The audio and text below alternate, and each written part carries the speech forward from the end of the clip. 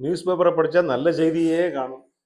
எல்லாம் சமூக குற்றங்கள் தான். எல்லாம் குற்றங்கள் தான் இருக்குது.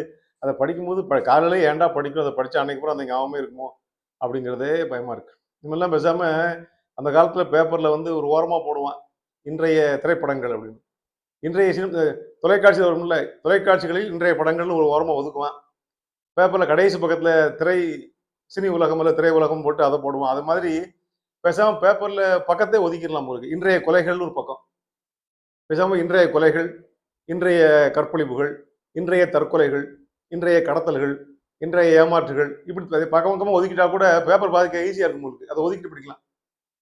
ஏன்னா பேப்பர்ல ஒரு நல்ல செய்தி வந்து கிடைக்கலையே. எதை பார்த்து படிச்ச உடனே 10 பக்கம் இருந்தா 10 பக்கத்து இதா இருக்குது. அதனால ரொம்ப நாடு கெட்டு போச்சு. மனுஷங்க விகாரப்பட்டு போனா, மனுஷங்க விலங்காயிட்டா, கடுமையான விலங்குகள் வாழக்கூடிய காட்டுல கூட வாழ்ந்துடலாம் போலுக்கு, மனுஷங்க இருக்கிறத வாழ முடியாதுன்னு முன்னோர்கள் சொல்லியிருக்காங்க. ஏன்னா காட்டு விலங்குகளுக்கு முகங்கள் உண்டு தனித்தனியா. இங்க அப்படி இல்லையே.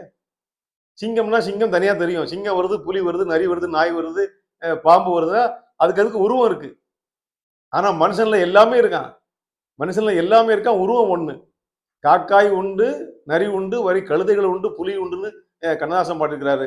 ஆனா எல்லாருக்கும் ஒரே முகம். இங்க நாட்டுல வாழ்ற சிங்கத்துக்கும், புலிக்கும், மிருகங்களுக்கும் ஒரே முகம் தான். காட்டுல வாழ்றதுக்கு வேற வேற அடையாளம் கண்டு விலகி போய்க்கலாம், தப்பிச்சு போய்க்கலாம்.